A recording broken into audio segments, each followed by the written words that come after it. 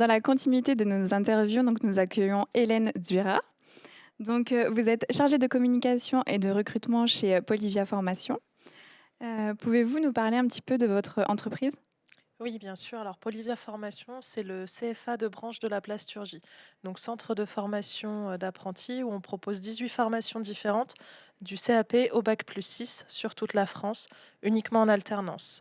Et quand on dit CFA de branche, c'est que ce sont en fait des formations qui ont été créées et pensées pour répondre aux besoins des industriels, ce qui fait que nos apprentis, peu importe le niveau de formation choisi et obtenu, ils peuvent s'insérer assez facilement sur le marché de l'emploi puisqu'en fait, ils obtiennent des qualifications qui sont recherchés par, nos industriels. D'accord. Donc, comme on l'a dit, vous êtes chargée de communication, et recrutement. Est-ce que vous pouvez nous expliquer en quoi consiste votre métier? Oui, bien sûr. Alors, on va dire que mon métier, est découpé en 2 temps forts. On va dire de septembre, à mars, je vais être, essentiellement sur de la promotion de formation, comme, sur le forum aujourd'hui, par exemple, où je vais intervenir sur des salons, des forums, mais aussi auprès de collèges, de lycées, pourquoi pas de facultés, de classes aussi, diverses et variées, des acteurs de l'orientation comme, les EPID, les écoles de seconde chance, enfin vraiment tout type d'acteurs d'orientation pour présenter la filière. Comme je vous ai dit, voilà, on a plein de formations différentes. Pour ma part, je m'occupe de la région Bourgogne-Franche-Comté, à savoir le bac pro plastique et composite qui se fait au lycée Niepce-Valeur à Chalon-sur-Saône ou au lycée Jeannot à Sens, le BTS Europlastique qui se fait toujours à Sens, la licence éco-conception qui se fait à Lyon, donc un petit peu en dehors de la région, et le master matériaux plastiques et éco-conception qui se fait en partenariat avec l'Université de Bourgogne à Dijon. Et donc voilà, je fais de la promotion de ces formations, de toutes ces formations, plus celles au national aussi, au cours de ces différentes interventions auprès de lycéens, collégiens et autres. Et puis à partir, on va dire, de là maintenant, du mois de mars jusqu'à l'été, ça va être la réception des dossiers de candidature, l'organisation des jurys. Par exemple, pour les BTS, c'est moi qui les accompagne pour connaître leur profil, leur parcours et évaluer avec eux si le BTS est un bon choix. Et puis, il y a toute une partie accompagnement, de recherche d'entreprise, puisque pour intégrer nos formations, il faut impérativement avoir, signé un contrat et donc l'accompagnement peut prendre différentes formes. Tout d'abord, la relecture du CV, de la lettre de motivation, même pour les niveaux master, puisque parfois on se rend compte qu'il y a vraiment des choses à revoir, des fois pas, mais des fois il y a des petites choses à revoir. Ça peut être aussi le mail d'accompagnement de candidature. En fonction du niveau, ça peut être aussi comment on fait une candidature spontanée, comment est-ce qu'on se présente auprès d'une entreprise. Préparation aux entretiens aussi, un petit peu un coaching. Alors, on va pas être forcément sur la partie technique, mais sur la partie comment on se présente, comment on parle de soi, comment on mène un entretien. Et puis aussi la mise en relation avec notre réseau d'entreprises, puisque tous les ans, on a notre réseau d'entreprises qui nous connaissent, qui nous font part de leurs besoins de recrutement. Donc, on a déjà des offres directes que l'on peut proposer aux candidats. Et puis aussi, comme on connaît les entreprises, ça peut être l'occasion, si on a vraiment un candidat qui se détache du lot, qui est motivé, de contacter directement les entreprises en disant bah écoutez, peut-être que cette année vous n'avez pas de besoin, mais là j'ai vraiment une pépite qui se profile. Je serai vous, je regarderai au moins le profil. Et puis il y a aussi toute une partie de sourcing d'offres où on va regarder ce que peuvent faire d'autres entreprises, voir si éventuellement elles pourraient être intéressées par nos formations et prendre un apprenti pour la prochaine rentrée. D'accord, merci. Pouvez-vous nous parler un petit peu de votre parcours? Oui, tout à fait. Bah, alors moi, je suis diplômée de l'université de Bourgogne. J'ai fait une licence en langue étrangère appliquée, anglais, italien, et j'ai poursuivi avec un master 1 Massy, stratégie de communication internationale, toujours à Dijon. Et puis j'ai poursuivi par un master 2 communication et stratégie de marque à Lyon. Je ne cache pas que j'ai eu mis un petit peu de temps pour trouver un emploi après, et au bout d'un an, j'ai été chargée de promotion de l'apprentissage dans un CFA multimétier à Orléans. Et c'est en fait comme ça que j'ai découvert, toute la partie CFA, ça m'a beaucoup plu. C'était un congé, maternité, donc j'y suis restée 1 an. J'ai pu voir, sur toute l'année comment ça se passait. Après, j'ai été 3 ans et demi chargée de communication dans un centre d'hypnose. Ça paraît très différent comme ça, mais il y avait aussi de la formation. Je m'occupais en partie de la partie formation.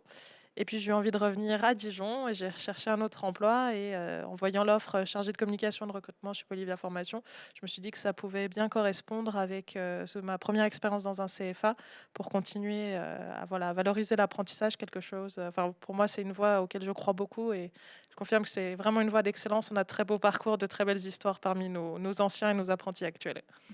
Merci beaucoup. Merci pour, votre présentation.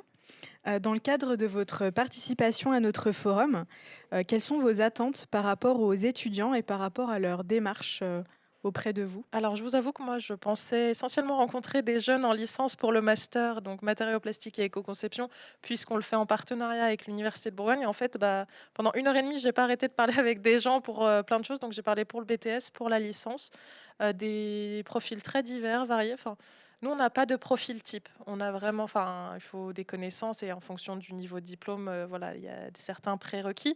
Mais on étudie vraiment toutes les candidatures et j'ai vu des jeunes d'horizons différents très intéressants.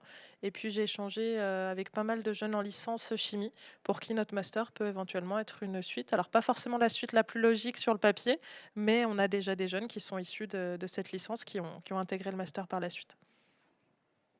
Merci. Comment nos étudiants peuvent-ils postuler à vos formations? Alors, il suffit de se rendre sur notre site internet, donc Polyvia, POLYVIA-du6formation.fr, choisir rechercher en fait la formation dans le moteur de recherche.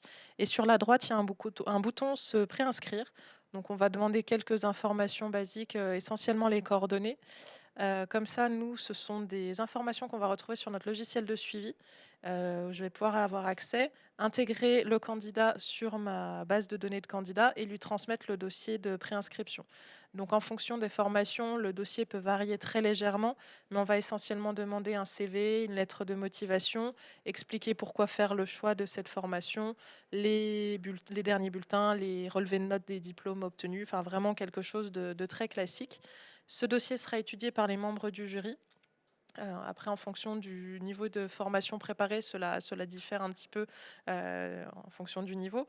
Mais donc, le jury étudie le dossier, convoque la personne en entretien de positionnement pour faire le point avec elle, pour voir voilà, si la formation convient bien au profil. Et à l'issue de cet entretien, si l'avis est favorable, c'est à ce moment-là qu'on met la personne en lien avec moi pour la partie recrutement-placement, pour accompagner le jeune jusqu'à la signature de son contrat.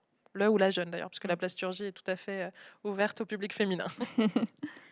Justement, si nos étudiants souhaitent, postuler, pour vos formations, est-ce que vous avez des conseils pour leur candidature?